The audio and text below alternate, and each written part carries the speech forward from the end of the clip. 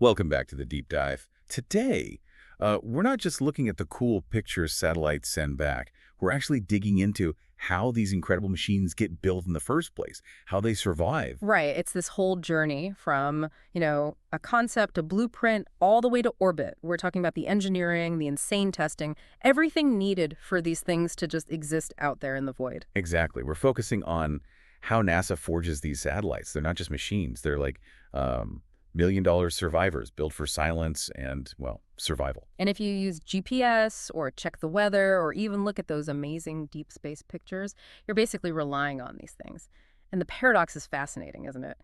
To survive space, they first get frozen, cooked, shaken like crazy, right here on Earth. That simulated torture, yeah, that's where the story really gets wild. But it all starts with a question, right? A scientific mission. Absolutely. It's always mission first. A team of scientists will say, okay, we need to measure ice melt, or we need to track wildfires, or maybe we need to map distant galaxies. So science defines the why, and then the engineers have to figure out the how. How fast does that happen? Turning curiosity into hardware. Pretty much immediately. Once that goal is set, boom, the engineers face their biggest challenge. Strength versus weight. It dictates almost everything. Yeah, the classic problem. It has to survive a rocket launch, which is just unbelievably violent. Right, the G-forces are immense. But it also needs to be super light. The sources called it strong like a tank, but light as a bicycle.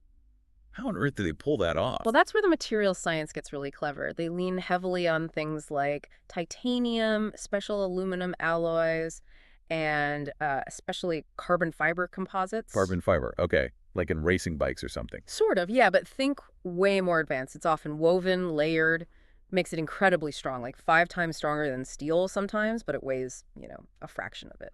So it's not just the material, but how they construct it, the weaving and layering. Oh, right. That handles the strength. Yeah. But you mentioned weight. That links straight back to cost, doesn't it? Oh, massively. Mass is the enemy in spaceflight. Every extra kilogram you add, well, it can cost thousands, sometimes hundreds of thousands of dollars more just in launch fuel and the rocket needed. Wow. So that financial pressure, it forces engineers to be absolutely ruthless about cutting weight. Using those composites isn't just smart engineering, it's driven by the bottom line. Right. Makes you appreciate why every single component has to justify its existence, its weight. Okay, so we've got a strong light frame. What about keeping it running, forever? There are no power outlets up there. Yeah, nope, no extension cords to Earth. They have to be self-sufficient. Right. It all comes down to solar power, these huge solar wings. Solar wings, Yeah. they unfold. Right, like origami. Yeah. Exactly like origami. And because they're outside the atmosphere, they get pure, unfiltered sunlight. Way more intense than down here. Which means they're super efficient. I read somewhere that just one part of a panel could power a whole house. Is that right? That's the kind of power we're talking about, yeah. It's partly the direct sunlight, but also the cells themselves. They use these specialized, high-efficiency photovoltaic cells, often called triple junction cells. Triple junction. What does that mean? It basically means they can capture energy from different colors, different parts of the light spectrum, much better than the solar panels you might see on a roof. And they need all that power, kilowatts of it, not just for the instruments, but also, this is important, for heating. Heating. Right, because space is also incredibly cold. Unbelievably cold, especially when the satellite passes into Earth's shadow. So some of that solar power is just used to keep the electronics from freezing solid. Okay, power sorted, body sorted. Now, the brain, these things are essentially flying robots operating autonomously miles away. How do you protect their computer systems from space radiation? That stuff is nasty. Yeah, radiation is a huge problem. You can't just stick a regular laptop in a satellite. They use what's called radiation-hardened electronics. It's not just shielding. The components themselves are designed differently to resist errors caused by charged particles hitting them. Things called single-event upsets. Like a cosmic ray flipping a 1 to a 0 in the memory. Exactly, that kind of thing. And to add another layer of safety, they often use something called triple modular redundancy, or TMR. TMR, what's that involved? It's pretty clever, actually. Instead of relying on one computer for a critical calculation, you have 3 identical computers doing the exact same calculation at the same time. Like a voting system. Precisely. If one computer gets zapped by radiation and spits out a weird result, the other 2 basically outvote it. The system trusts the majority. It's a form of built-in AI, really, ensuring the satellite can keep itself running correctly. That's brilliant. Building failure protection right into the core logic. Okay, Brain's protected. How does the brain know where it is and where it's pointing? Right. No GPS for satellites, right? Yeah. Well, not GPS as we know it. They use a couple of things together. First, gyroscopes. Gyros, like in phones and planes. Similar principle, yeah. They measure rotation. So if the satellite turns, the gyros detect that change relative to where it was. But the problem is gyros can drift over time. They lose accuracy. Right, so they tell you how you've moved, but not exactly where you are in an absolute sense. Exactly. So for that absolute position and pointing, they use star trackers. Star trackers, that sounds cool. They are pretty cool. They're basically small, very sensitive digital cameras that look out at the stars.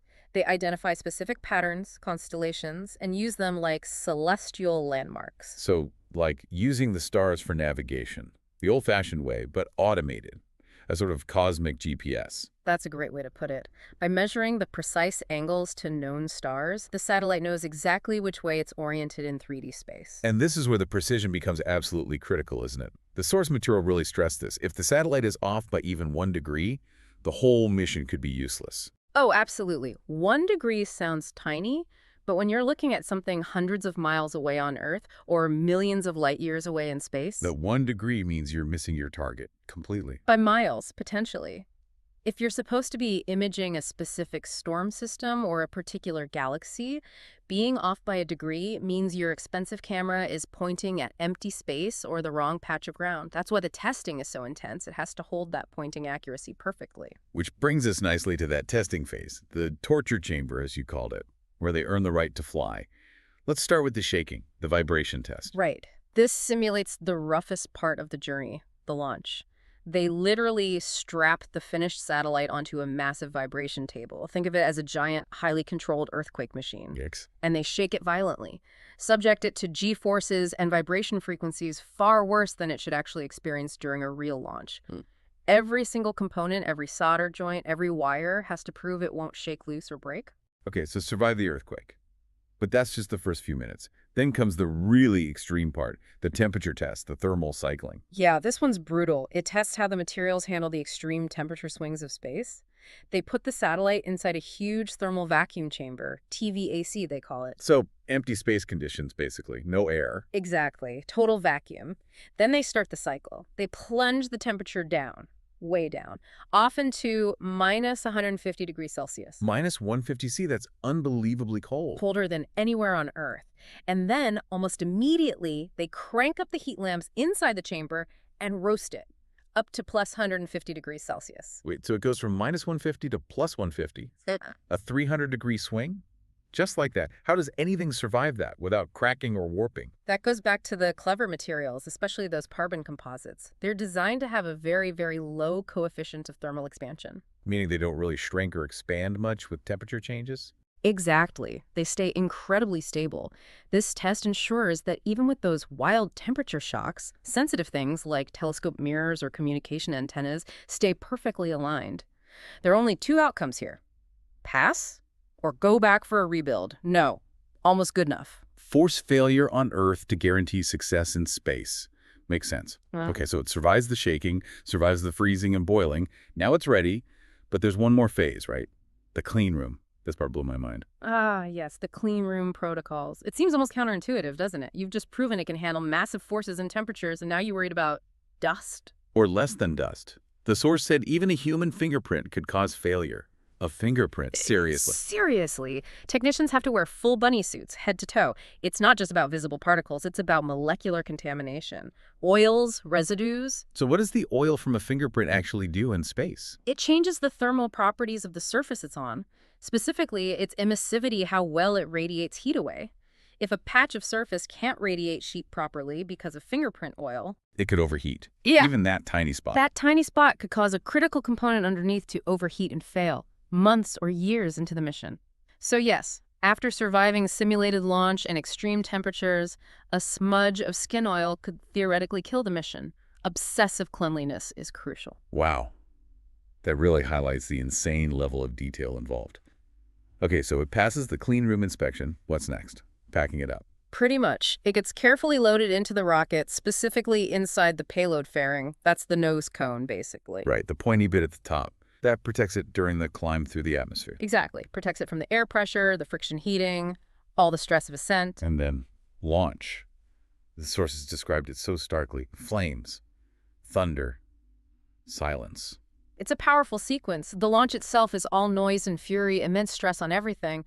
But then, once the rocket reaches orbital altitude and velocity, the engine's cut off. The fairing is jettisoned. And suddenly, silence. Weightlessness. And that's the moment, isn't it? The satellite separates from the rocket. It's on its own. That's the moment it truly comes alive. It starts its sequence. Unhold the solar wings, power up the systems, the radiation-hardened brain takes over, the star trackers lock onto their guide stars, and it begins its mission, watching Earth or looking out into the cosmos. All that brutal testing, all that precision engineering pays off in that moment of quiet deployment, becomes a silent sentinel. A self-sustaining robot, really, operating in an environment that would destroy almost anything else we build. Running complex calculations, gathering data, surviving extreme heat, extreme cold, radiation. Day after day, year after year, these are the machines built for the long haul. So pulling all this together, the incredible materials, the strength-to-weight balancing acts, the radiation-proof brains, the star navigation, the thermal torture tests, the fingerprint-level cleanliness, what's the big takeaway for you listening at home? I think it's about appreciating the hidden complexity. Every time you check a weather map or use your phone's GPS or see one of those breathtaking images from Hubble or Webb, remember what it took to get that data. These aren't just gadgets, they are triumphs of engineering resilience. Humanity's silent guardians, you could say. Their quiet work depends on surviving years of simulated hell right here on Earth first.